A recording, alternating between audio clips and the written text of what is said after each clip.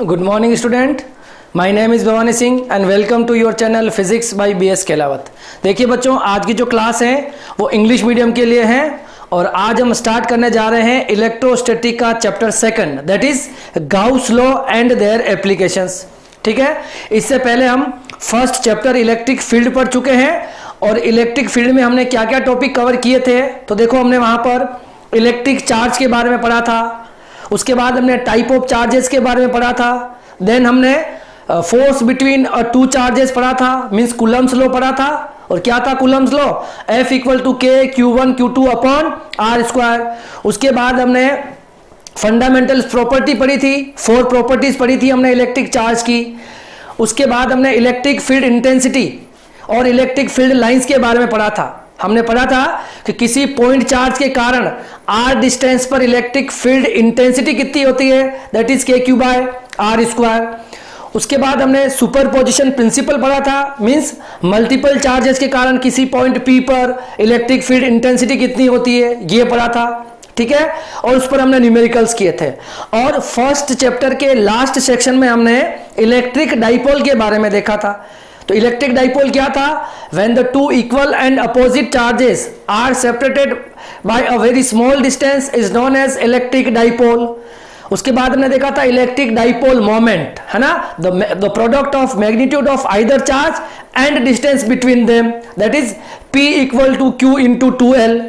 ठीक है, और हमने जो डाइपोल पढ़ा था, तो due to a dipole axial line पर इलेक्ट्रिक फील्ड कितना होता है, इक्वेटोरियल पर कितना होता है, और किसी भी distance r at an angle theta उस पर भी कितना होता है। ये तीनों डेरिवेशन हमने सेपरेटली उस फर्स्ट यूनिट में चैप्टर में पढ़े थे।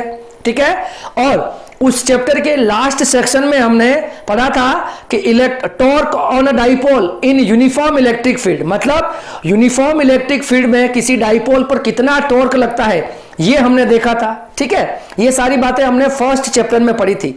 वैसे जो गाउस लॉ है ये भी इलेक्ट्रिक फील्ड से ही जो है रिलेटेड है, तो ये भी उसी का एक पार्ट है, मगर इसका हम सेपरेट एक चैप्टर बना के पढ़ रहे हैं जिससे आपको गाउस लॉ की पूरी थ्योरी क्लियर हो जाए कि गाउस लॉ क्या होता है और उसकी जो एप्लीकेशंस हैं, उस एप्लीकेशन में हम किसी भी पॉइंट पर इलेक्ट्रिक फील्ड इंटेंसिटी कैसे कैलकुलेट करेंगे with help of Gauss law, ये पढ़ने वाले हैं। ठीक है, तो जहां तक मुझे पता है तो आपने फर्स्ट चैप्टर को बहुत अच्छे से पढ़ लिया होगा, उसके नोट्स बना लिए होंगे और उसकी न्यूमेरिकल प्रैक्टिस भी कर ली होगी। जहां तक नोट्स की बात है तो जो भी स्टूडेंट मेरे से कनेक्ट हैं उनको मैंने वो नोट्स अवेलेबल करवा दिए हैं, मगर कुछ कारणों से मैं वो जो PDF फॉर्मेट है उसको मैं डिस्क्रिप्शन के लिंक में नहीं दे पाया हूं और उसको कमेंट बॉक्स में कमेंट भी नहीं कर पाया हूं। तो 2-3 दिन में मैं उसको पूरे के पूरे चैप्टर के नोट्स को कमेंट बॉक्स में और डिस्क्रिप्शन में PDF फॉर्मेट में प्रोवाइड भी करवा दूंगा। क्लियर है? तो फर्स्ट चैप्टर बहुत अच्छे से आपका तैयार हो गया हो, तो अब हम मूव करेंगे चैप्टर नंबर 2 पर, जो हमारे पास है Gauss law and their application. देखो, अगर आप इस चैनल से अगर पढ़ रहे हो तो आपको एक बहुत हेल्प मिल जाएगी कि मैं आपको सीक्वेंस में पढ़ा रहा हूं सारे टॉपिक्स। अगर आप NCERT बुक को फॉलो करोगे तो आपको सारे टॉपिक बिल्कुल सीरियल वाइज मिल जाएंगे पाइपलाइनिंग में, तो आपको काफी हेल्प रहेगी। और पूरा का पूरा सिलेबस इस चैनल पे बिल्कुल सीक्वेंस वाइज ही होगा। ठीक है, हम यूनिट नंबर 1 से यूनिट नंबर 10 तक चलेंगे, तो सीक्वेंस इसका बिल्कुल पाइपलाइनिंग में ही रहेगा। तो आप जैसे जैसे पढ़ रहे हो वैसे वैसे नोट्स बनाते रहो और वीडियोस को ध्यान से देखो। और अगर आपकी कोई प्रॉब्लम अभी तक आई हो तो आपको मैंने बोला है आप कमेंट बॉक्स में कमेंट कीजिए या फिर आप व्हाट्सएप ग्रुप में डालिए। मैं आपके जो प्रॉब्लम रहेगी वो उसका सेपरेट वीडियो करके आपको यहाँ समझा दूंगा। क्लियर है? जो मैंने आपको कमिटमेंट किया था।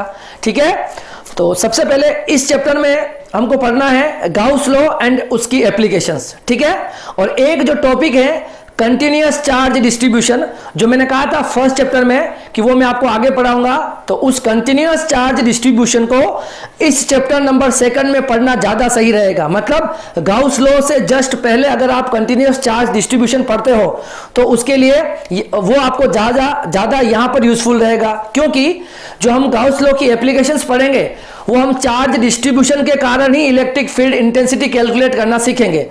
तो चार्ज डिस्ट्रीब्यूशन मतलब वही कंटिन्यूअस चार्ज डिस्ट्रीब्यूशन होगा, तो उसको हम यहां पर पढ़ने वाले हैं। क्लियर है? तो सबसे पहले हम ये देख लेते हैं कि ये जो चैप्टर नंबर 2 जो है इसके अंदर क्या क्या सिलेबस है, क्या क्या टॉपिक्स हमको पढ़ना है। और जब आप नोट्स बनाते हो तब भी आपको पहले आपको ये इंडेक्स बना के उसमें ये सारे टॉपिक लिख लेने चाहिए, ताकि आपको ये आइडिया हो जाए कि कितने टॉपिक्स आपके इस चैप्टर में रहेंगे और क्या क्या कंटेंट इसमें आपको पढ़ने हैं। क्लियर है? तो देखिए इसमें मेजरली हम देखेंगे तो आपको इसमें ये 8 टॉपिक्स मिलेंगे। मैं आपको ब्रीफली वन लाइन के अंदर इन टॉपिक्स के बारे में बता देता हूं और फिर हम डिटेल में इस टॉपिक को विथ न्यूमेरिकल्स पढ़ेंगे। ठीक है?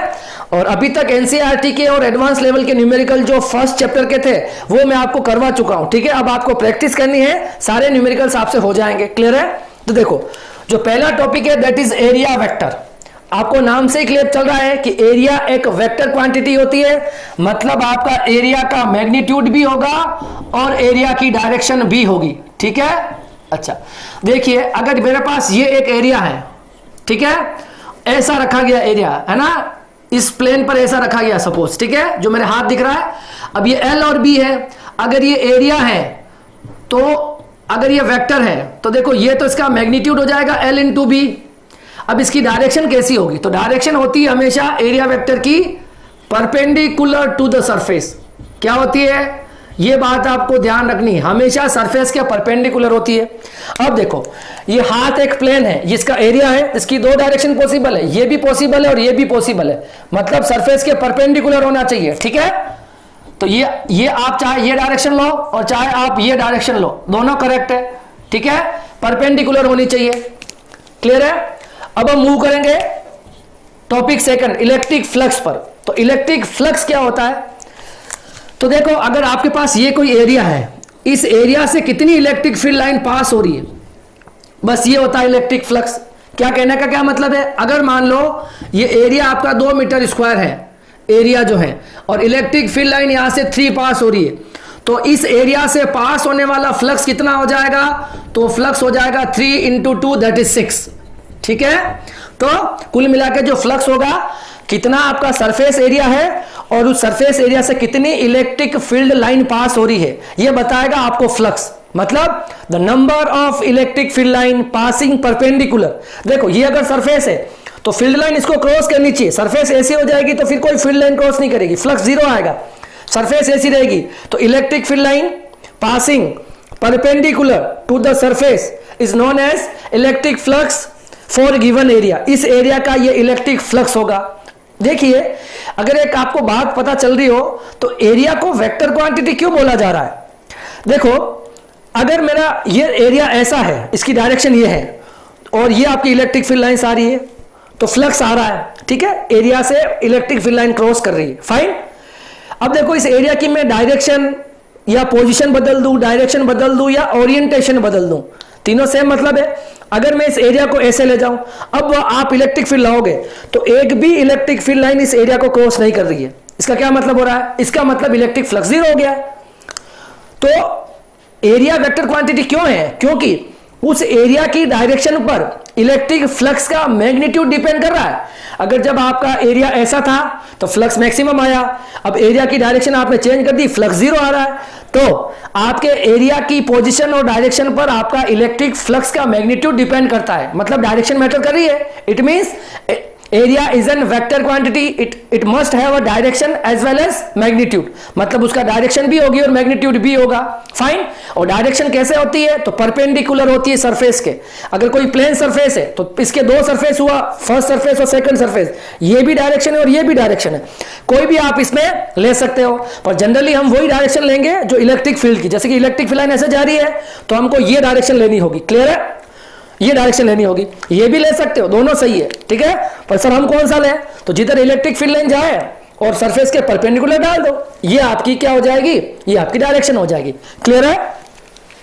ये इलेक्ट्रिक फ्लक्स है। अब बात करेंगे हम कंटिन्यूअस चार्ज डिस्ट्रीब्यूशन से। नाम से क्लियर है, ऐसा चार्ज जो कंटिन्यूअसली डिस्ट्रीब्यूट है, मतलब कोई लाइन है, लाइन का मतलब 1D सिर्फ जिसका एक डायमेंशन हो, या मान लो कोई सरफेस है XY, किसी सरफेस पे डिस्ट्रीब्यूट हो मतलब 2D, या फिर कोई वॉल्यूम हो उस पर डिस्ट्रीब्यूट हो, मगर कंटिन्यूअस हो, लगातार हो, हर जगह पर हो, मतलब एक क्वांटम जो चार्ज होता है, स्मॉलेस्ट चार्ज क्या होता है? 1 क्वांटम चार्ज या चार्ज ऑफ इलेक्ट्रॉन, यही होता है।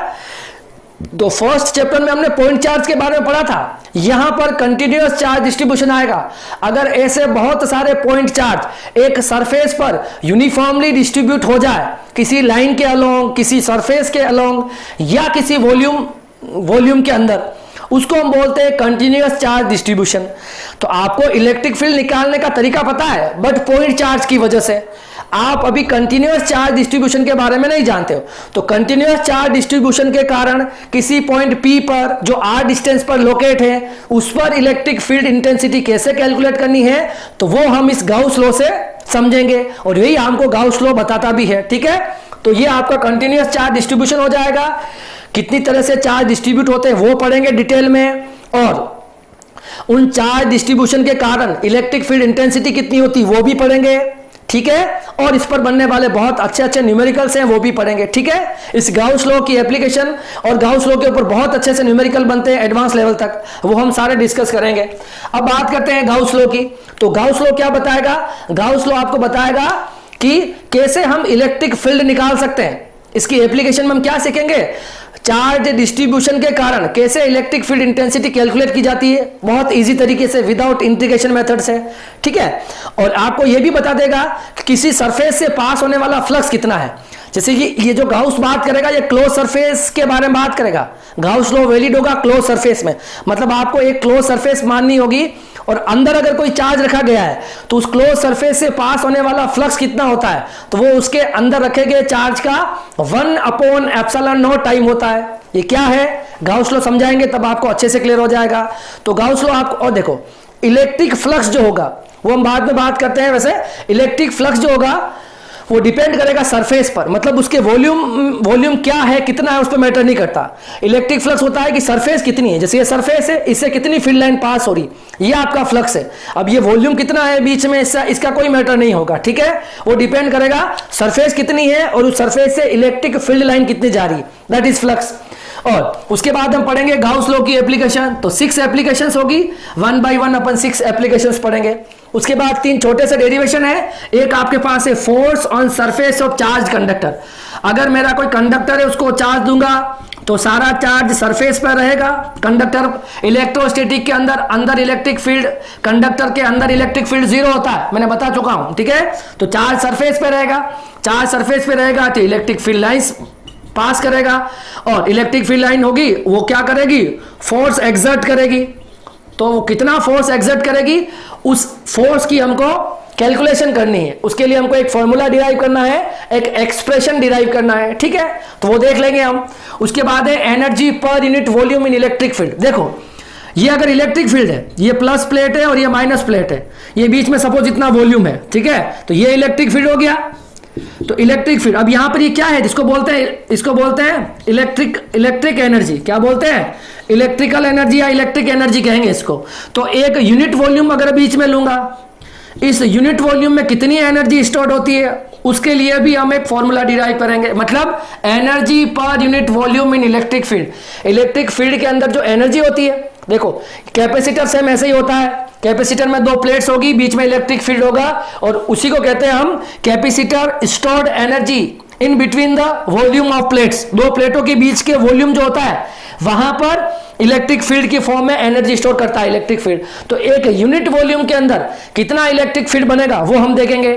और जहां तक कैपेसिटर की बात है, तो हम चैप्टर नंबर 4 में कैपेसिटेंस पूरा का पूरा चैप्टर पढ़ने वाले हैं। ठीक है, और लास्ट एक टॉपिक है equilibrium of charge soap bubble. मतलब एक सोप बबल होती है, सोप बबल पर कितना फोर्स होता है ना, या उस पर टेंशन फोर्स कितना होता है, ये हम कहां पढ़ते हैं, 11th क्लास में पढ़ते हैं। तो हमारे पास अभी क्या होगा, आपके पास एक सोप बबल है, उस सोप बबल को कितना चार्ज दें कि वो कोलैप्स नहीं करे, इक्विलिब्रियम में रहे।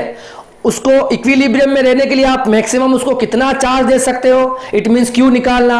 उस सोप बबल की रेडियस कितनी होगी मैक्सिमम, वो निकालना। और उसके ऊपर कितना चार्ज, मतलब सरफेस चार्ज डेंसिटी है ना, चार्ज पर यूनिट एरिया, उसको कहते हैं सरफेस चार्ज डेंसिटी, वो कितनी हो सकती है वो कैलकुलेट करेंगे। तो ये सारे टॉपिक हम चैप्टर नंबर 2 में पढ़ने वाले हैं।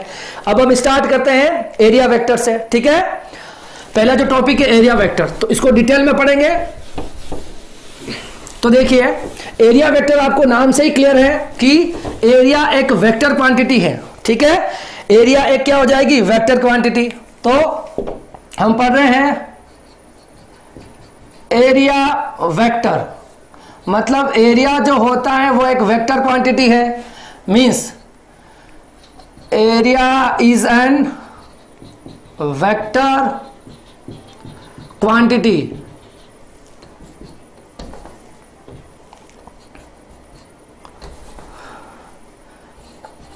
Area having magnitude as well as direction, मतलब एरिया का मैग्नीट्यूड भी होगा और एरिया की डायरेक्शन भी होगी, ठीक है। Direction is always perpendicular to the surface, और डायरेक्शन जो होगी वो हमेशा सरफेस के परपेंडिकुलर होगी। छोटा सा एग्जांपल लेके हम समझ सकते हैं। देखो कि अगर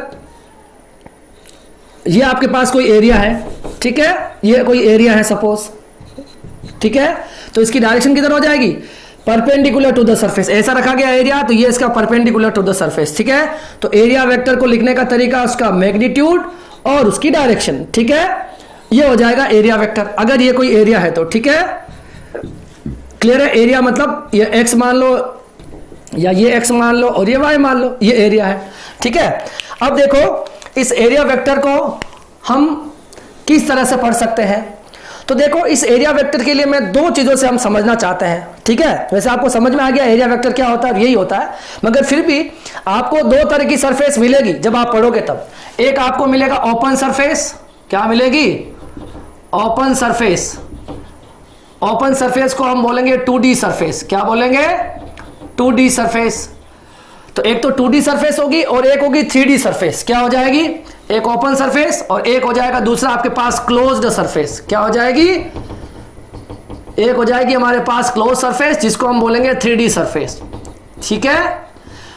अब देखिए इन 2D और 3D सरफेस में, देखो 3D सरफेस का यूज गाउस लॉ के अंदर होगा जब हम क्लोज सरफेस या गाउसियन सरफेस बनाएंगे तब, ठीक है। इस 2D सरफेस की डायरेक्शन कैसे होती है, तो देखो मैं यहां पर क्या करता हूं, यहां पर मैंने x लिखा, यहां y लिखा और यहां पर z लिखा, ठीक है। ये इनके यूनिट वेक्टर हो जाएंगे i कैप, j कैप और k कैप। अब देखो मैं एक एरिया लेता हूं, ये वाला, ये मैं लेता हूं L, ये लेता हूं B, ये भी L हो जाएगा, ये B हो जाएगा। अब मुझे इसका एरिया वेक्टर निकालना है, मतलब इसका एरिया भी निकालना, उसकी डायरेक्शन भी बतानी है। तो देखो एरिया वेक्टर क्या हो जाएगा, तो ये हो जाएगा आपके पास L क्रॉस B। अच्छा, क्रॉस प्रोडक्ट क्या होता है बताओ, LB साइन थीटा, और आपको पता है इन दोनों के बीच में थीटा कितना है, 90 डिग्री, तो थीटा हो जाएगा 90 डिग्री, और साइन 90 की वैल्यू क्या हो जाएगी, LB साइन 90 की वैल्यू हो जाएगी 1। कितनी हो जाएगी, तो एरिया कितना आ गया, LB। अब क्वेश्चन ये है कि इसकी डायरेक्शन किधर है, LB की। तो देखो ये आपका जो एरिया कहां प्लेस्ड है, XY प्लेन के अंदर, कहां रखा गया है, XY प्लेन में। तो एरिया जो है तो डायरेक्शन किधर हो जाएगी, Z प्लेन में। कहां पे हो जाएगी, Z प्लेन में। और Z की डायरेक्शन को कौन बताता है, K, तो यहां पे लिखा जाएगा K कैप और क्या लिख सकते हो, माइनस K कैप। सर ये क्या है, तो मैंने आपको बताया था अगर कोई एक प्लेन है तो इसकी दोनों डायरेक्शन पॉसिबल है। ये अगर K मान लिया तो ये माइनस K हो जाएगी, समझ में आ रहा है। तो K कैप और माइनस K कैप दोनों पॉसिबल है, ओके। तो ये हो जाएगी इसकी डायरेक्शन। एक बात आपको ध्यान रखनी है, एक्स वाई जेड के अंदर कौन क्या होता है, तो एक्स और वाई जो होते हैं, एक्स और वाई परपेंडिकुलर भी होते हैं और सेम प्लेन पर भी होते हैं। ये बात आपको पता होनी चाहिए। एक्स वाई जेड में एक्स और वाई जो होते हैं वो एक दूसरे के परपेंडिकुलर भी होते हैं और एक और सेम प्लेन पे होते हैं।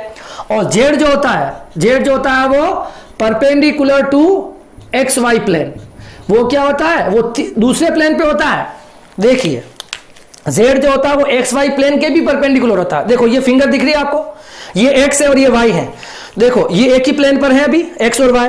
आपको अंगूठा, ये जो थंब दिख रहा है, थंब की डायरेक्शन इन दोनों के भी परपेंडिकुलर है या नहीं। तो अगर आपका एरिया x और y यहां पर है तो इसकी डायरेक्शन जो होगी वो थंब की डायरेक्शन में होगी, ठीक है। तो आपका एरिया अगर एक्स वाई है तो आपका दो डायरेक्शन पॉसिबल है इस एरिया वेक्टर की, ठीक है। एक तो आपका K कैप, एक माइनस K कैप। एक बात आप ऐसे भी बता सकते हो, देखो अगर आप L क्रॉस B निकालो और B क्रॉस L निकालो तो वेक्टर की फॉर्म में अलग अलग डायरेक्शन आनी चाहिए, देखो आ जाएगी। अगर आप L से B की तरफ जा रहे हो, ध्यान से देखो, L से B की तरफ राइट हैंड लो और फिंगर को कर्ल करो L to B। जब फिंगर को कर्ल करोगे तो आपको पता है आपका थंब का आ रहा है, आउटवर्ड आ रहा है, तो ये देखो आउटवर्ड डायरेक्शन होगी और परपेंडिकुलर तो ही है, देखो ये परपेंडिकुलर।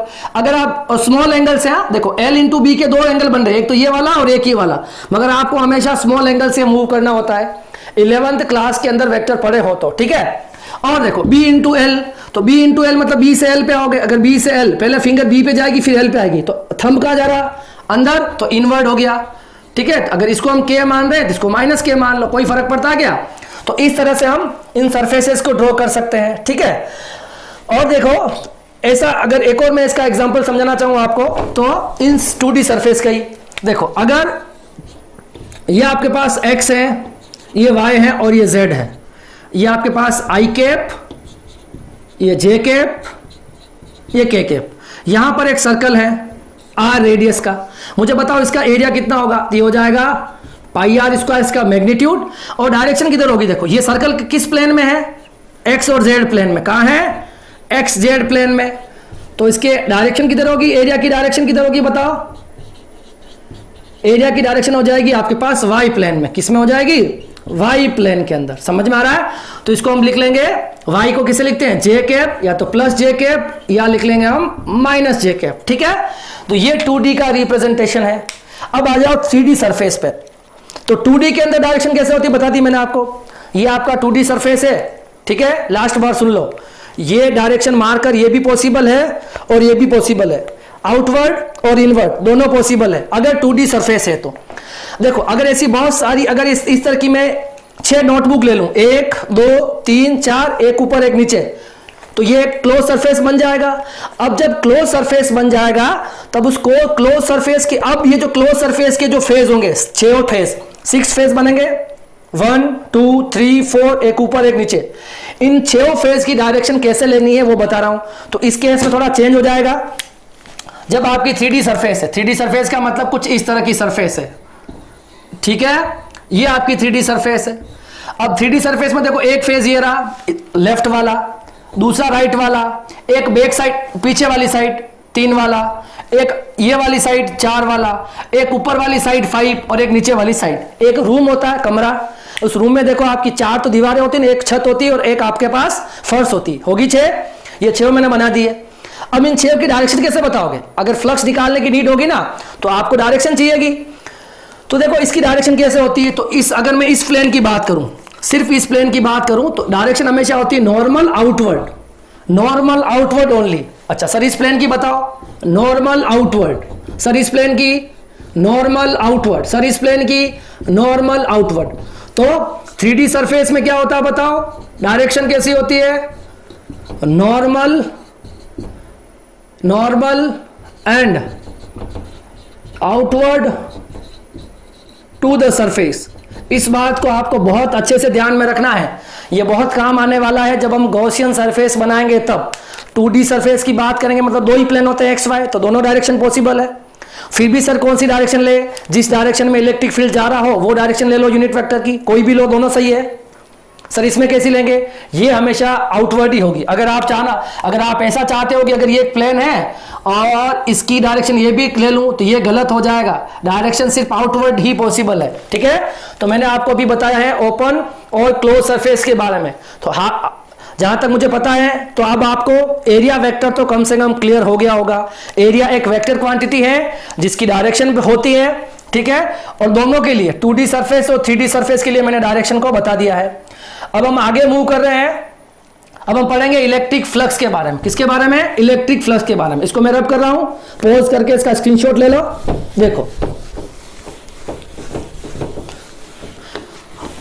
जब भी आप YouTube पर वीडियोस देख रहे हो इस चैनल से, तो आप मैक्सिमम क्वालिटी करके फिर देखो, है ना, ताकि आपको क्लियरिटी अच्छी आएगी। क्योंकि व्हाइट बोर्ड बड़ा होता है तो जो वर्ड्स होते हैं वो छोटे दिखते हैं, है ना।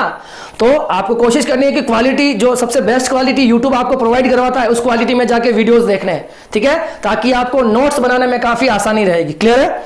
अब हम स्टार्ट कर रहे हैं इलेक्ट्रिक फ्लक्स। क्या स्टार्ट कर रहे हैं? बहुत इंपॉर्टेंट टॉपिक है इलेक्ट्रिक फ्लक्स, ठीक है। ये इलेक्ट्रिक फ्लक्स को लिखेंगे phi e से। इलेक्ट्रिक फ्लक्स किस किस से बनेगा, इलेक्ट्रिक फील्ड लाइन से, और वो इलेक्ट्रिक फील्ड लाइन किस एरिया से पास होगी, तो ई डॉट एस है। सर ये डॉट क्यों लिखा, इसकी वजह से इस डॉट को अगर एक्सपांड करोगे डॉट प्रोडक्ट क्या होता है, ई ए कॉस थीटा। इस कॉस थीटा का मतलब मैं आपको थोड़ी देर बाद में समझाऊंगा कि इस कॉस थीटा का रोल क्या है। मतलब मैंने बताया था आपको वैसे अभी कि सरफेस की जैसे जैसे आप डायरेक्शन चेंज करोगे तो थीटा भी रोल करेगा। जब ऐसा रहेगा तो थीटा जो आएगा वो 0 आएगा, देखना, और ऐसा ले जाऊंगा थीटा 90 आएगा। तो दोनों केस में एक बार फ्लक्स मैक्सिमम हो जाएगा ना, एक बार मिनिमम हो जाएगा। तो electric flux electric field line और एरिया के अलावा उन दोनों के बीच का एंगल पर भी डिपेंड करता है, वो भी हम डिस्कस करेंगे। सबसे पहले तो ये आपको पता होना चाहिए कि दो वेक्टर का डॉट प्रोडक्ट हमेशा स्केलर होता है, तो फ्लक्स क्या हो जाएगी, एक स्केलर क्वांटिटी हो जाएगी। कोई दिक्कत नहीं है, ठीक है। अब हम पढ़ लेते हैं। सबसे पहले इसकी एक डेफिनेशन कोई भी लिख लो। हाँ, डेफिनेशन देखो क्या डेफिनेशन बन रही है, electric field line passing normally to the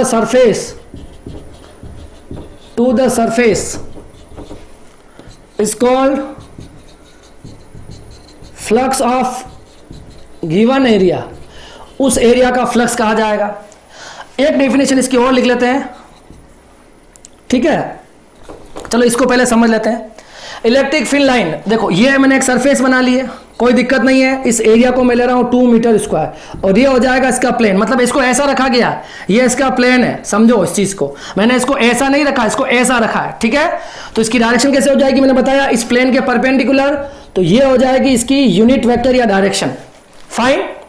अब देखो, अगर electric field line passing normally to the surface, ये अगर सरफेस है और इलेक्ट्रिक फील्ड लाइन इसके नॉर्मल मतलब ऐसे पास हो रही है, ये अगर प्लेन है तो इसके नॉर्मल यही हुआ, ये नॉर्मल इलेक्ट्रिक फील्ड लाइन पास हो रही है, ठीक है। मान लो 2 इलेक्ट्रिक फील्ड लाइन गई, तो देखो electric field line passing normally to the surface is called flux of given area. उसको इस, तो फ्लक्स कैसे निकालोगे, फाई ई क्या कर दोगे, एरिया हो गया 2 और ई हो गया हमारे पास 2, कितना आ गया 4, और इसकी यूनिट होगी volt per metre, volt meter sorry, वो भी मैं समझा दूंगा कैसे आ रही, वोल्ट मीटर भी पढ़ने वाले हैं।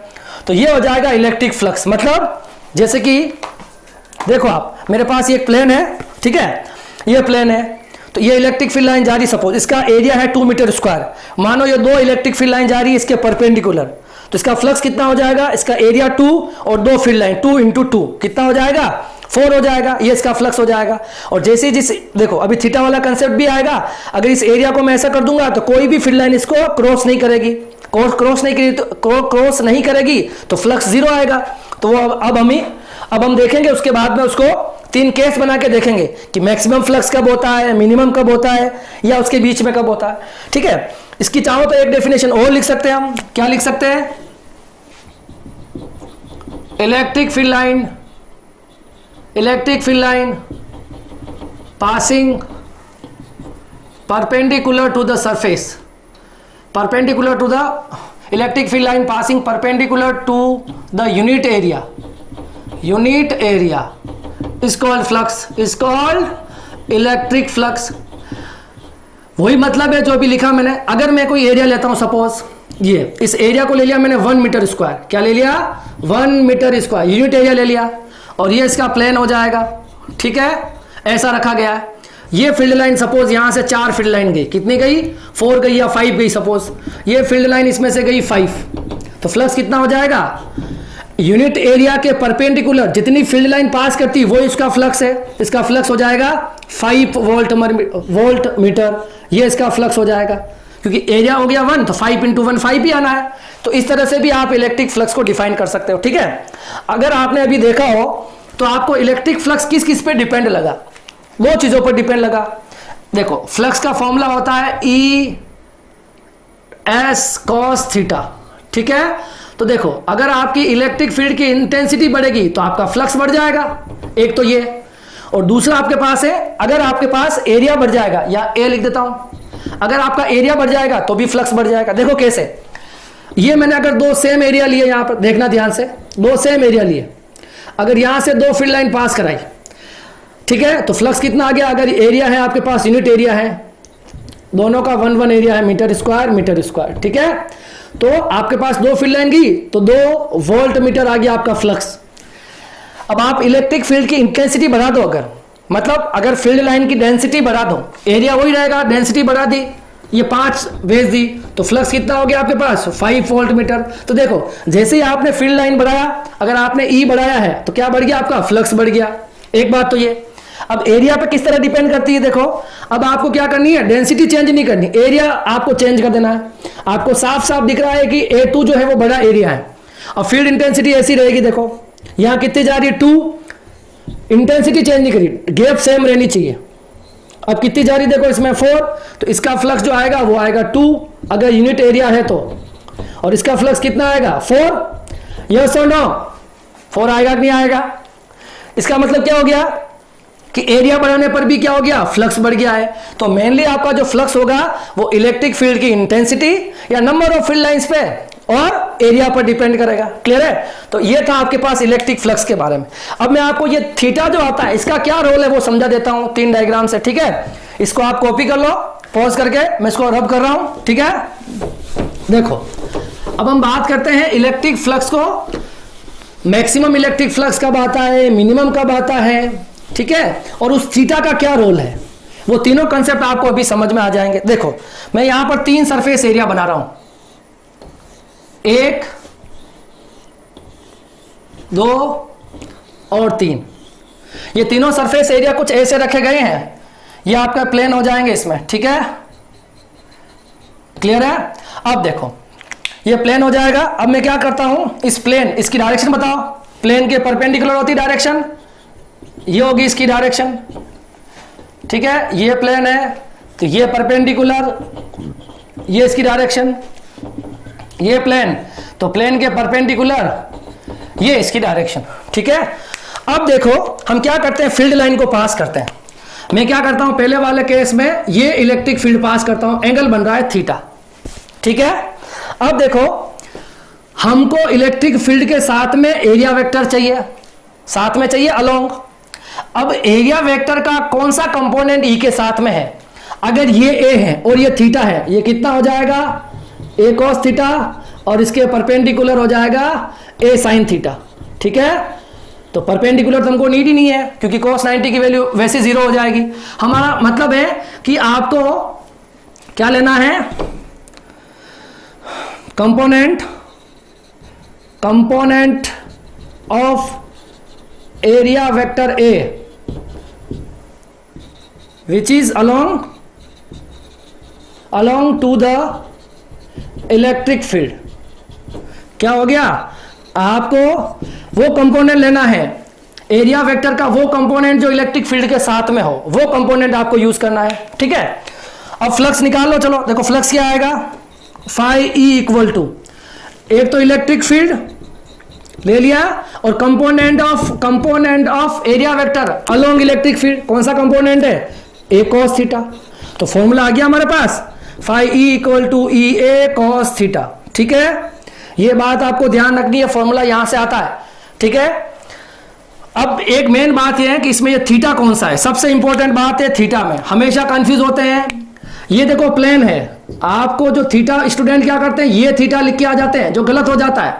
थीटा जो होता है वो इलेक्ट्रिक फील्ड और एरिया वेक्टर के बीच का एंगल है। थीटा जो होता है that is angle between E and area vector, ये थीटा होता है, ठीक है। हम क्या करते हैं, इलेक्ट्रिक फील्ड और प्लेन का एंगल लिख के आ जाते हैं, न्यूमेरिकल में यही करते हैं अधिकतर। इलेक्ट्रिक फील्ड और प्लेन के बीच का एंगल दे रखा होता है और हम ये वैल्यू रख के आ जाते हैं थीटा की जगह यहां पर, और हमारा आंसर गलत आ जाता है, ठीक है।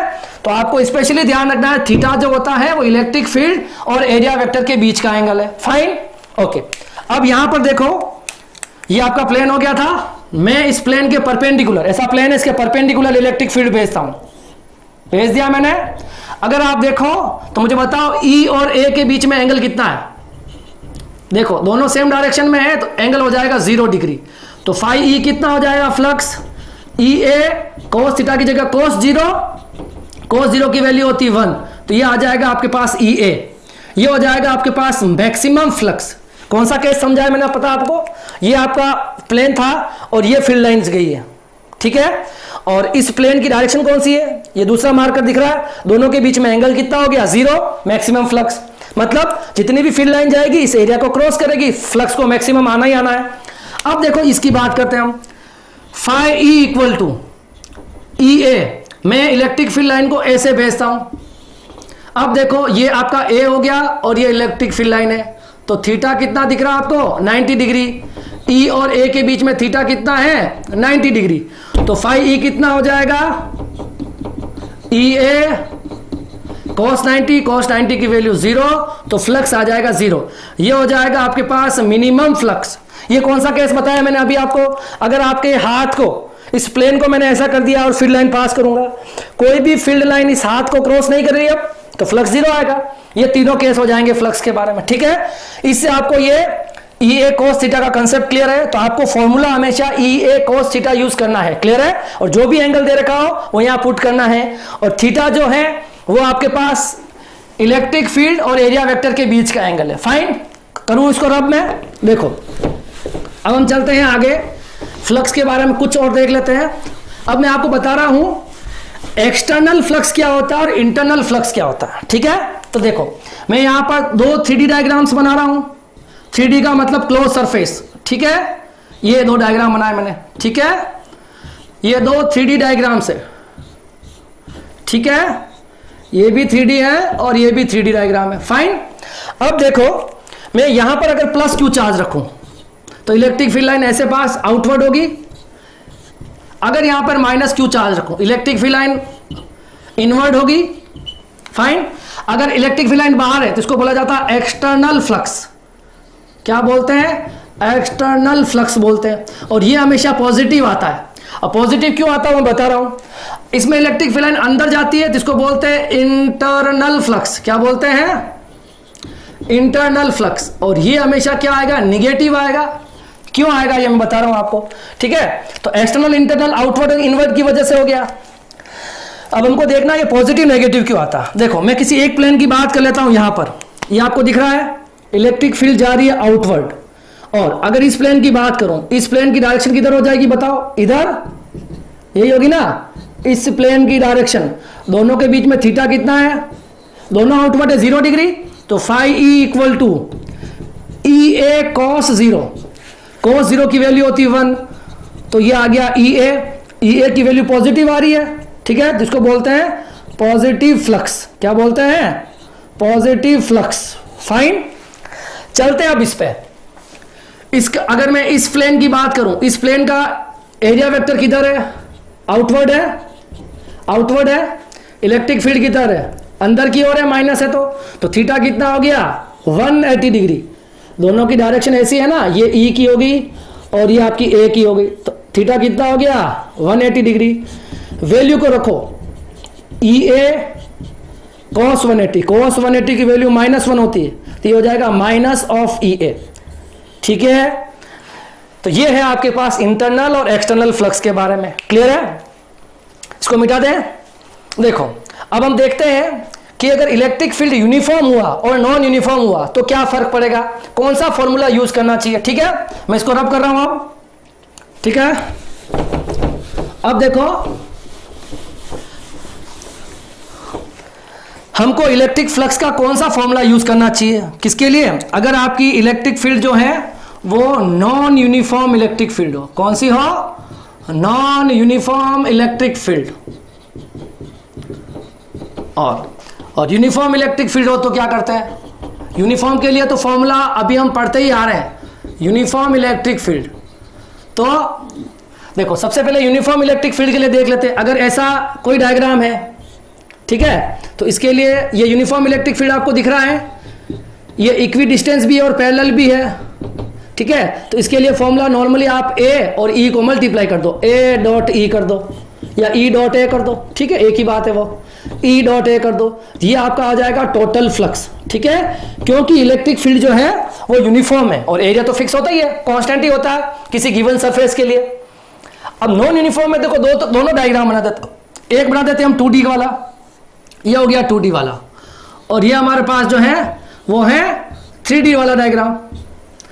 अब देखो ये अगर इलेक्ट्रिक फील्ड लाइन ऐसे पास हो,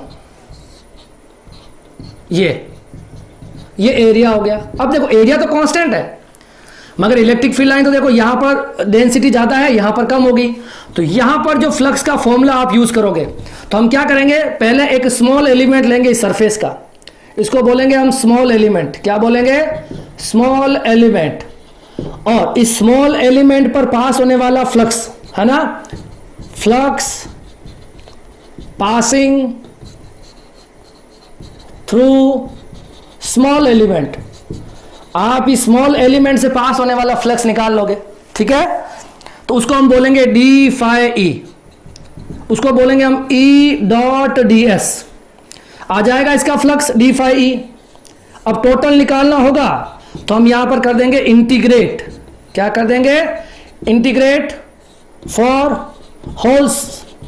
होल एरिया या होल सरफेस, पूरी की पूरी सरफेस के लिए इंटीग्रेट कर दो, ठीक है। तो क्या कर लेंगे हम, इसको इंटीग्रेट करेंगे, इसको डी फाई ई को इंटीग्रेट करेंगे, ये हो जाएगा ई डॉट डी एस, और पूरी की पूरी सरफेस के लिए। तो ये आ जाएगा आपके पास total flux d phi E सब जगह निकालोगे तो फाई ई, और ये हो जाएगा ई डॉट डी एस। तो ये फॉर्मूला यूज करना चाहिए, ठीक है। अगर नॉन यूनिफॉर्म इलेक्ट्रिक फील्ड दे रखा हो तो इंटीग्रेशन वाला, स्मॉल एलिमेंट पे फ्लक्स निकाल लो और उसको पूरी सरफेस के लिए इंटीग्रेट कर दो, ठीक है। अच्छा, इसमें भी क्या होगा, सेम चीज है। अगर ये नॉन यूनिफॉर्म इलेक्ट्रिक फील्ड है सपोज, ठीक है, ऐसे समझाने के लिए मैं बता रहा हूं ताकि कंसेप्ट अच्छे से क्लियर हो जाए फ्लक्स के बारे में, ठीक है। तो इसके लिए आपको फॉर्मूला यूज करना होगा, वही स्मॉल एलिमेंट लेंगे, उसका फ्लक्स निकालेंगे, that is d phi E आएगा, और उसको इंटीग्रेट कर देंगे तो ई डॉट डी एस। मगर इसके लिए यहां पर मैं लगा रहा हूं ये वाला एक सिंबल लगाना पड़ेगा। ये सरफेस किस तरह से है बताओ, ये क्लोज सरफेस है, क्या है, और ये कौन सी सरफेस थी, ओपन सरफेस थी। कौन सी सरफेस थी, ओपन। मतलब ये एक 2D सरफेस थी और ये एक 3D सरफेस है। तो यहां पर इंटीग्रेट, यहां पर हम ये सिंबल लगाएंगे। इसका क्या मतलब है, तो इसको बोलते हैं, सिंबल को देखो, इस सिंबल को क्लोज्ड, मतलब ये वाला राउंड क्लोज, ठीक है। यहां पर जो सर्कल है क्लोज को बता रहा है, क्लोज। एस मतलब ये पूरी की पूरी surface, total surface, close surface. और ये जो निशान है ये होता है इंटीग्रल का, इसको बोलते हैं क्लोज सरफेस इंटीग्रल, ठीक है। ये हम गाउस लॉ की एप्लीकेशन में ये वाला सिंबल ही यूज करेंगे, क्योंकि गाउस लॉ जो होता है वो क्लोज सरफेस से पास होने वाले फ्लक्स के बारे में आपको बताएगा, ठीक है। तो ये मैंने आपको close uniform non uniform electric field में इस तरह के फॉर्मूले यूज करने चाहिए, मतलब इंटीग्रेशन वाले ई डॉट डी एस, मतलब एक स्मॉल एलिमेंट का निकालो और फिर स्मॉल एलिमेंट की हर जगह निकाल लो, तो ये टोटल इलेक्ट्रिक फील्ड आ जाएगा, इलेक्ट्रिक फ्लक्स आ जाएगा, और इसमें हम डायरेक्टली निकाल सकते हैं। अगर यूनिफॉर्म इलेक्ट्रिक फील्ड है तो आपको क्या करना है, इलेक्ट्रिक फील्ड को डायरेक्ट एरिया से मल्टीप्लाई कर दो, area is a constant and E is a constant, दोनों को मल्टीप्लाई कर दो, इलेक्ट्रिक फ्लक्स आ जाएगा आपके पास, ठीक है। तो that is about uniform non uniform electric field के अंदर आपको इलेक्ट्रिक फ्लक्स हम कैसे कैलकुलेट करेंगे उसके बारे में मैंने आपको बताया है, ठीक है। अब देखो इसके एक लास्ट सेक्शन में चलते हैं हम, वहां हम देख लेते हैं इलेक्ट्रिक फ्लक्स की यूनिट और डायमेंशन। क्या देखना है, यूनिट एंड डायमेंशन। आपको वैसे आती होगी यूनिट डायमेंशन, कोई भी फॉर्मूला अगर आपको दिया जाता है तो अगर आपको, हम 11th क्लास के सेकंड चैप्टर में यही तो पढ़ते हैं यूनिट एंड डायमेंशन। देखो फिर भी यहां पे देखो electric flux unit and dimension, क्या पढ़ रहे हैं, unit and dimension of electric flux, ठीक है। हम इलेक्ट्रिक फ्लक्स यूज करेंगे, फ्लक्स नहीं करेंगे, क्योंकि आगे मैग्नेटिक फ्लक्स भी आने वाला है। तो यहां पर आपको इलेक्ट्रिक वर्ड यूज करना इंपॉर्टेंट है, ठीक है, प्रैक्टिस में होना चाहिए, ठीक है। अब देखो इस फाई ई का फॉर्मूला क्या हो जाएगा, ई डॉट एस या E S cos theta, fine, कोई दिक्कत नहीं है। अब कॉस थीटा तो एक प्योर नंबर है, तो इसका तो ये तो डायमेंशनल और यूनिट लेस होता है, डायमेंशनल लेस होता है, ठीक है, कोई मतलब नहीं है। यहां पर ई और एस का मतलब है यूनिट निकालने के लिए। मुझे बताओ, force on a charge in electric field इतना ही होता था, वहां से ई क्या आता था, एफ अपॉन क्यू आता था। एफ को नापते हैं न्यूटन में और क्यू को नापते हैं कूलम में, ठीक है। तो ई का हो जाएगा एफ अपॉन क्यू, और ये है एरिया, एरिया होता है मीटर स्क्वायर, क्या होता है, मीटर स्क्वायर, ओके। फोर्स को नापते हैं न्यूटन में, क्यू को नापते हैं कूलम में, और ये हो जाएगा मीटर स्क्वायर, ये हो जाएगी इसकी यूनिट, न्यूटन पर कूलम या न्यूटन मीटर स्क्वायर पर कूलम, ठीक है। अच्छा, इसकी एक और बात भी है, एक यूनिट और निकाल सकते हो। अगर आपको ध्यान हो तो मैंने आपको इलेक्ट्रिक फील्ड की एक यूनिट वोल्ट पर मीटर भी बताई थी।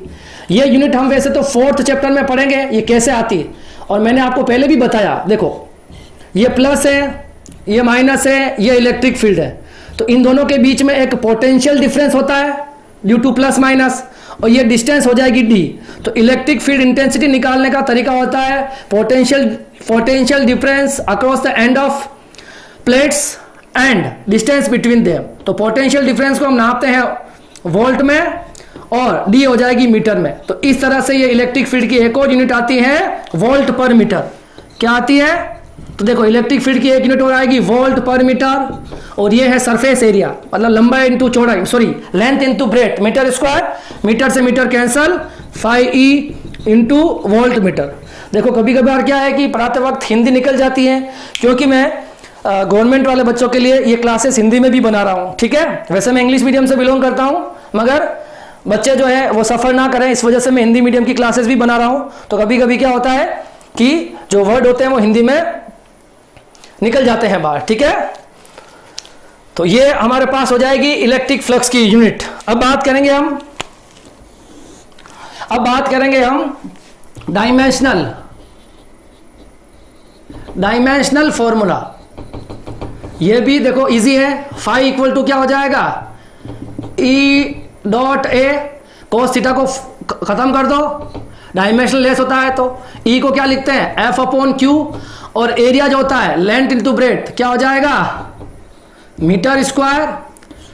और अगर आपको ध्यान में हो तो एफ का डायमेंशनल फॉर्मूला कैसे निकालते हैं? तो F equal to M A से निकालते हैं, mass into acceleration, kilogram metre per second square. तो ये इसका यूनिट आती है m1 l1 t-2। तो f की यूनिट क्या हो जाएगी dimensional? m1 l1 t-2 metre square है तो कितनी हो जाएगी? ये हो जाएगी l2। q क्या होता है बताओ? q होता है आपके पास i इंटू टी। तो i को नापते हैं हम एम्पियर में, टाइम को सेकंड में, यही होता है, यस और नो? तो एम्पियर को ये हो जाएगा, एम्पियर का a1 और सेकंड का हो जाएगा t1।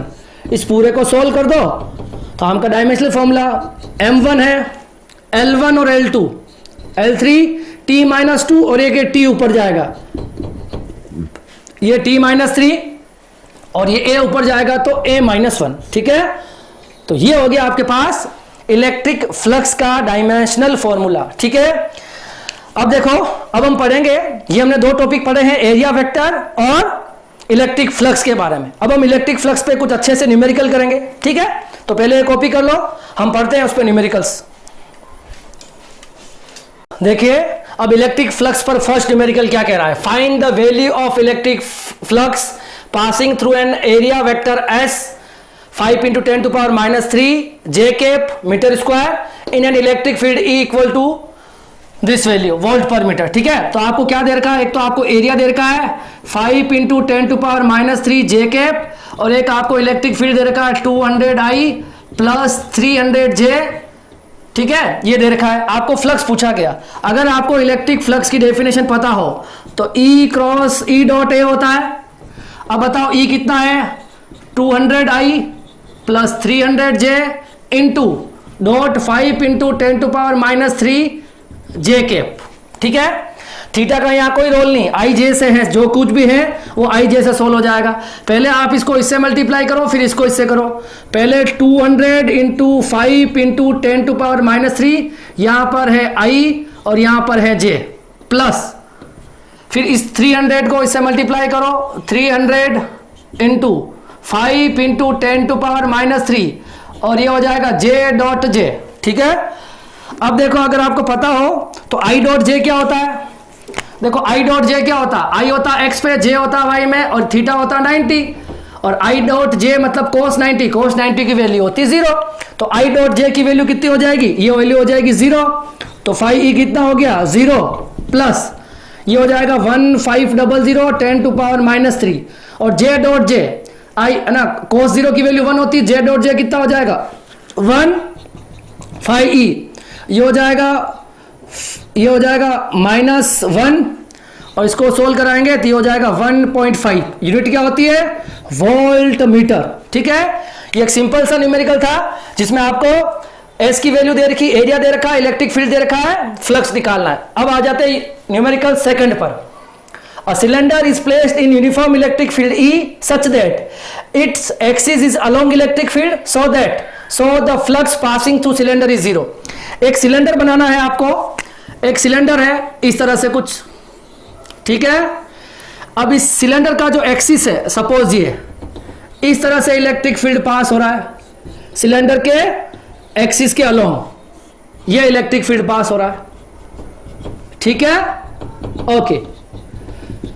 अब पूछा यह गया है कि इस सिलेंडर का टोटल फ्लक्स जो है वो जीरो आएगा। देखो ये मार्कर दिख रहा है, ये मार्कर एक सिलेंडर है, बिल्कुल है।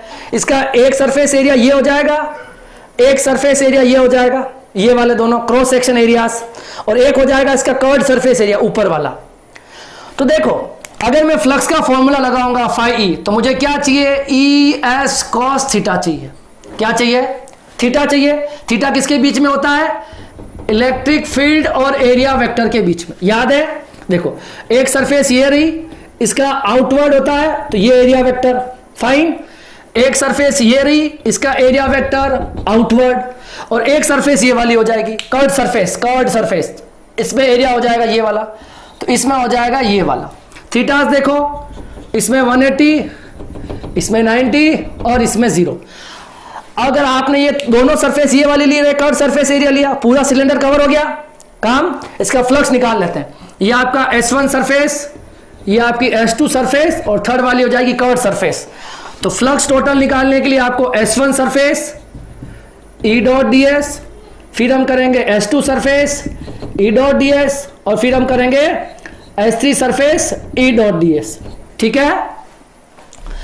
इसको ओपन करेंगे तो ये हो जाएगा आपके पास S1 EDS cos 180 degree, S2 के लिए EDS cos 0, और S3 के लिए cos 90। cos 90 की वैल्यू कितनी हो जाएगी, 0 हो जाएगी, cos 90, तो ये वैल्यू तो हो जाएगी 0 आपकी। अब इन दोनों को ऐड कर लेना है। वैसे आपको दिख रहा होगा ये वाली सरफेस और ये वाली सरफेस दोनों सेम ही तो है। देखो हम क्या करेंगे, देखो ये हो जाएगा E को निकाल लेंगे बाहर, और ये हो जाएगा ds cos 180 की वैल्यू -1, इसमें E को बाहर निकाल लो, ये ds S2 और इसकी वैल्यू +1। अब देखो इस तरह से स्मॉल एलिमेंट एक ds है इस पर, तो ds करके टोटल s आ जाएगा, तो ये कितना हो जाएगा, माइनस आगे मल्टीप्लाई कर लो, ये ds करके हो जाएगा s। जितना s इसका है उतना इसका भी है, तो इसमें भी आपका टोटल ds करके आ जाएगा s। ये क्या हो गया, s। ये दोनों कैंसिल आउट, फ्लक्स कितना आ गया, 0 आ गया। जो इसने पूछा था cylinder, the flux passing through cylinder is 0, आ गया 0। तो ये हमारे पास हो गए 2 न्यूमेरिकल। अब हम करते हैं थर्ड न्यूमेरिकल, इसको कॉपी करो आप।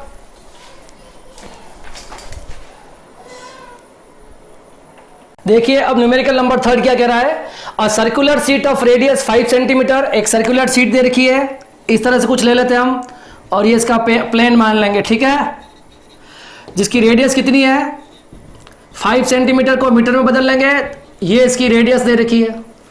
Placed in uniform electric field 5 × 10⁻, electric field कितना हो गया 5 × 10⁵ volt per metre, such that it plane makes angle at 30। जो प्लेन होता है, ये प्लेन है, ये प्लेन इलेक्ट्रिक फील्ड के साथ कितना एंगल बना रहा है 30 डिग्री।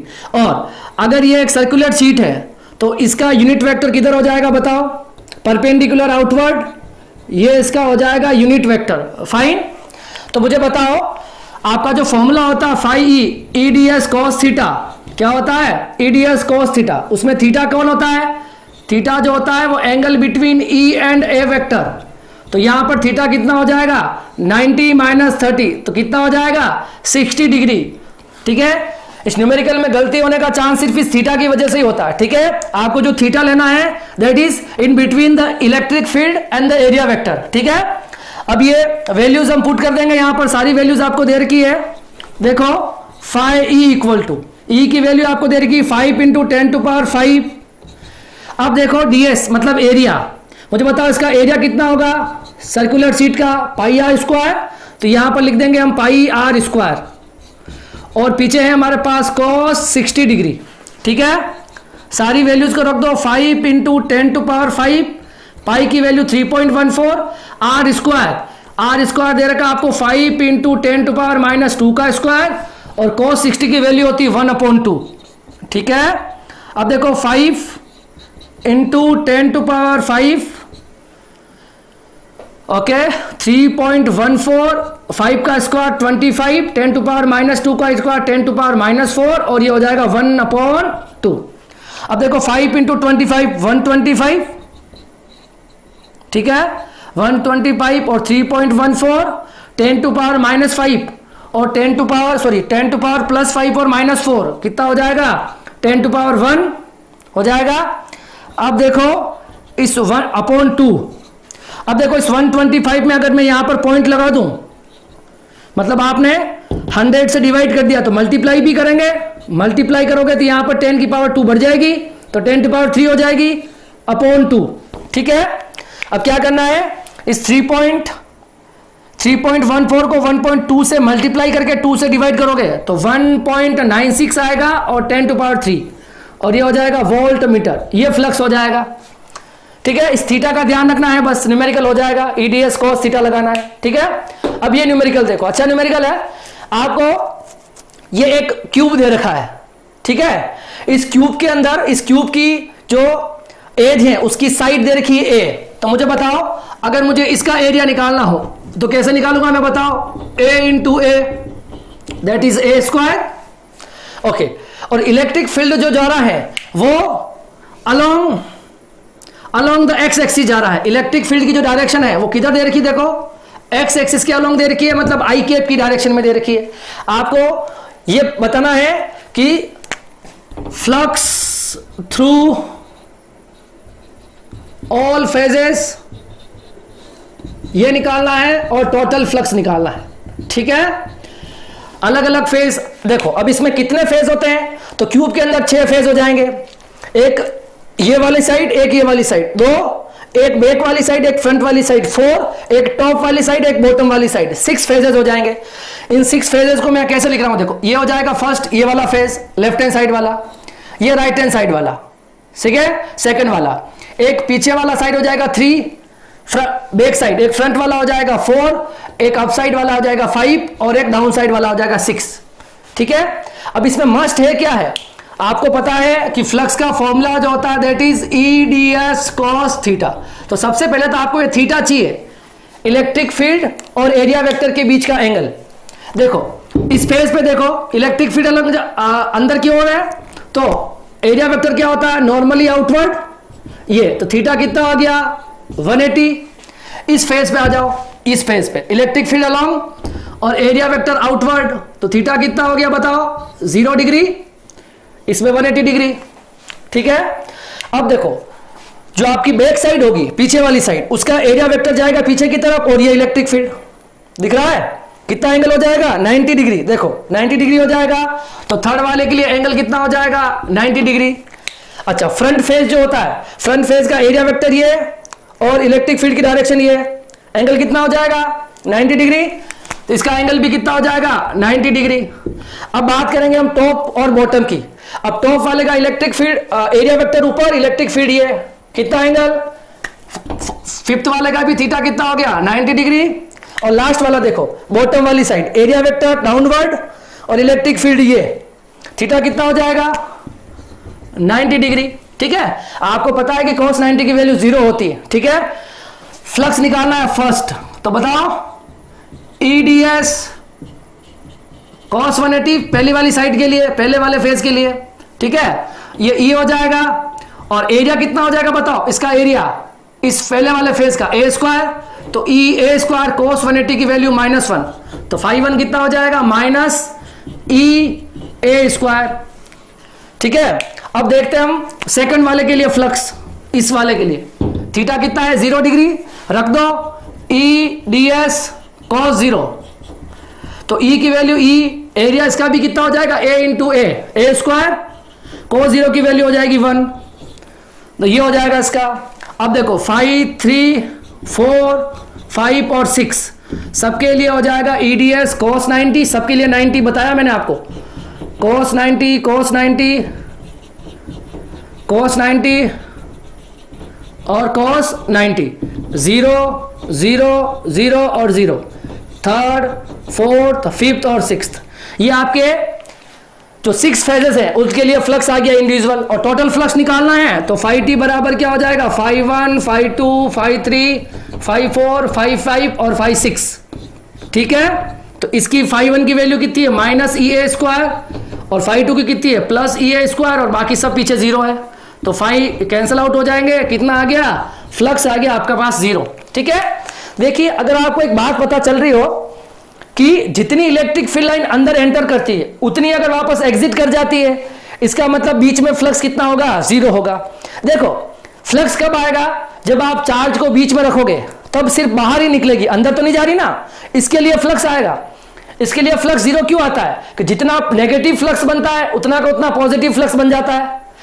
देखो जब फिर इलेक्ट्रिक फील्ड लाइन अंदर जाती है, मैंने बताया नेगेटिव फ्लक्स होता है, जब इलेक्ट्रिक फील्ड लाइन बाहर जाती है पॉजिटिव फ्लक्स होता है। तो नेगेटिव पॉजिटिव दोनों 0 कर देंगे, और बाकी चार जो फेजेस बचेंगे वो तो 90 की वजह से 0 हो रहे हैं, तो टोटल फ्लक्स कितना आता है, 0 आता है। ठीक है, अगर जितना इलेक्ट्रिक फील्ड लाइन अंदर एंटर करेगी उतनी एग्जिट करेगी, तो इलेक्ट्रिक फ्लक्स हमेशा कितना आएगा, 0 आएगा।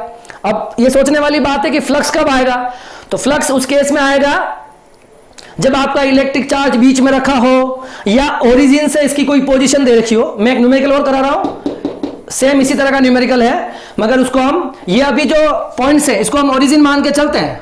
ठीक है, मगर मैं इसको थोड़ा एक्स एक्सिस पर ए डिस्टेंस पर रखूंगा इस क्यूब को, तब फ्लक्स कितना आता है वो देखेंगे। ठीक है, इसको कॉपी करो, एक न्यूमेरिकल और कर लेते हैं। देखो ये न्यूमेरिकल नंबर 5 जो लास्ट न्यूमेरिकल है, इसको कैसे सॉल्व करेंगे। अभी जो मैंने न्यूमेरिकल कराया 4th, वैसे ही कुछ डायग्राम है, वही कुछ कंडीशन दे रखी है, मगर आपको ओरिजिन से इसकी जो पोजीशन है वो a डिस्टेंस पे दे रखी है। मतलब x पर इस क्यूब को रख रखा है और a डिस्टेंस पर रख रखा है, और एक इसमें दे रखा है जो इलेक्ट्रिक फील्ड है वो अलोंग i दे रखा है। अलोंग i का मतलब इलेक्ट्रिक फील्ड जो होगा वो कुछ इस तरह से दे रखा है आपको। ठीक है, ये आपके पास इलेक्ट्रिक फील्ड की पोजीशन हो जाएगी। ठीक है, अगर क्यूब है तो आपको पता है इसके 6 फेज होंगे, अपन 6 फेज को मेंशन कर देते हैं। फर्स्ट फेज ये हो जाएगा, सेकंड फेज ये हो जाएगा, थर्ड हो जाएगा बैक साइड, फोर्थ हो जाएगा फ्रंट वाली साइड, और 5 वाला हो जाएगा टॉप वाला, और 6 वाला हो जाएगा डाउन वाला। ठीक है, दो काम कर लेते हैं, सबसे पहले इसका एरिया निकाल लेते हैं। हर फेज का एरिया कितना आएगा, एरिया आएगा a into A, that is a square, ये इसका एरिया आ जाएगा। ठीक है, अब सबसे पहले हम इस जो 6 फेज आपको दे रखे हैं, अब देखो इस फेज का यूनिट वेक्टर किधर है बताओ, एरिया वेक्टर, ये थीटा हो जाएगा 180 डिग्री, अभी बताया मैंने। इसका outward, normally outward area vector theta हो जाएगा 0 डिग्री। और देखो इसके लिए क्या हो जाएगा, बैक साइड वाले के लिए इलेक्ट्रिक फील्ड और एरिया वेक्टर पीछे की तरफ, तो थीटा कितना हो जाएगा 90, ये फ्रंट वाला इलेक्ट्रिक फील्ड सामने, एरिया वेक्टर बाहर, तो अभी थीटा कितना हो जाएगा 90, एक टॉप वाली साइड। ठीक है, अभी वही कंडीशन है जो हम समझाइए, टॉप वाले में एरिया वेक्टर ऊपर, इलेक्ट्रिक फील्ड की डायरेक्शन ये, थीटा कितना हो जाएगा 90 डिग्री, और इसमें भी थीटा कितना हो जाएगा 90 डिग्री। आपको पूछा गया हर एक फेज का फ्लक्स निकालना, टोटल फ्लक्स निकालना, वही कंसेप्ट यूज करना। इसमें यह ध्यान रखना कि इलेक्ट्रिक फील्ड की वैल्यू यहां पे दे रखी है E बराबर E नॉट x, ठीक है, जो कि अलोंग द x है, आई कैप का मतलब x वाली डायरेक्शन में। ठीक है, देखो फ्लक्स फर्स्ट वाला निकालते हैं, E A cos 180 डिग्री। बताओ E की वैल्यू कितनी है, E नॉट x, एरिया की वैल्यू होती है a स्क्वायर, ये निकाल रखा है, और cos 180 की वैल्यू हो जाएगी -1। ठीक है, अब देखो यहां पर इस फेज की डिस्टेंस कितनी हो गई, x की वैल्यू कितनी है बताओ, x की वैल्यू a है ना, इस फेज की बात कर रहा हूं मैं, x की वैल्यू कितनी हो जाएगी a, तो E not a into A square -1, तो phi 1 कितना हो जाएगा -E नॉट a क्यूब। ठीक है, ये फ्लक्स 1 हो जाएगा। फ्लक्स 2 निकालना है इस वाले फेज के लिए, थीटा कितना है बताओ 0, तो रख दो इसमें E A cos 0, E की वैल्यू हो जाएगी E नॉट x, A की वैल्यू हो जाएगी a स्क्वायर, और cos 0 की वैल्यू हो जाएगी 1।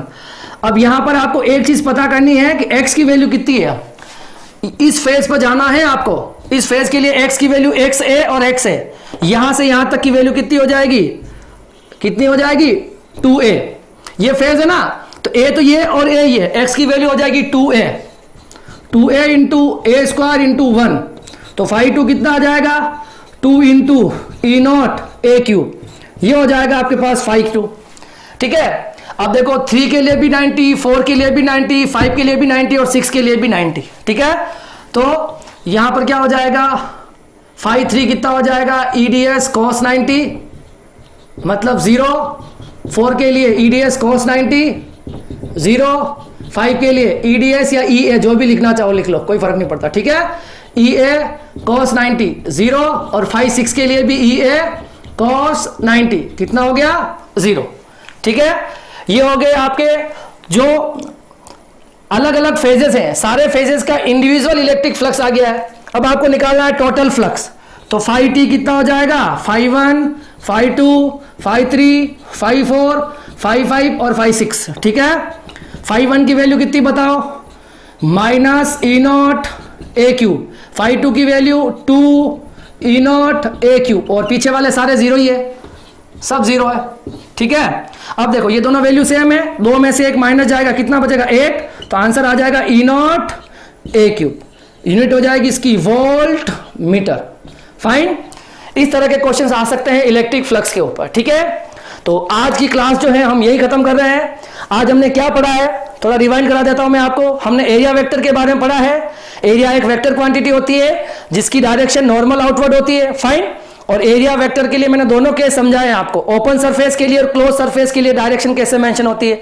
ओपन सरफेस में दोनों डायरेक्शन पॉसिबल है और क्लोज सरफेस में सिर्फ आउटवर्ड, नॉर्मली आउटवर्ड ही पॉसिबल है। फाइन, उसके बाद हमने इलेक्ट्रिक फ्लक्स पढ़ा है, मतलब electric field line passing perpendicular through unit area is known as electric flux of given area. ठीक है, क्या फॉर्मूला था उसका, फाई इक्वल टू क्या था EDS cos थीटा, ई इलेक्ट्रिक फील्ड हो गया, DS वहां पर एरिया हो जाएगा जिस एरिया से इलेक्ट्रिक फील्ड लाइन पास हो रही है, और वहां पर जो थीटा था वो थीटा जो है वो angle between electric field and area vector के बीच का एंगल है। आप क्या करते हो इलेक्ट्रिक फील्ड और प्लेन के बीच का एंगल ले लेते हो, जो गलत हो जाएगा। मैंने इस पर एक न्यूमेरिकल भी करवा लिया है। ठीक है, उसका ध्यान रखना है। उसके बाद हमने इस पे न्यूमेरिकल्स देख लिया इलेक्ट्रिक फ्लक्स के ऊपर। नॉर्मल न्यूमेरिकल्स आते हैं, EDS cos थीटा पर भी न्यूमेरिकल बनते हैं। अलग अलग डायग्राम्स होंगे, अलग अलग इलेक्ट्रिक फील्ड की डायरेक्शन होगी, वो आपको देखना है और उसको करेक्ट करना है। ठीक है, फाइन, अब मिलते हैं। आज की क्लास के लिए इतना ही। अब हम मिलेंगे नेक्स्ट क्लास में, जहां और वहां पे हम स्टार्ट करेंगे कंटिन्यूअस चार्ज डिस्ट्रीब्यूशन, या फिर एक डेरिवेशन है उसको पहले लेंगे और फिर हम करेंगे कंटिन्यूअस चार्ज डिस्ट्रीब्यूशन। ठीक है, आप पढ़ते रहिए, नोट्स बनाइए, और कोई प्रॉब्लम हो तो आप कमेंट बॉक्स में जरूर कमेंट करिए। ठीक है, आज के लिए इतना ही। Thank you so much.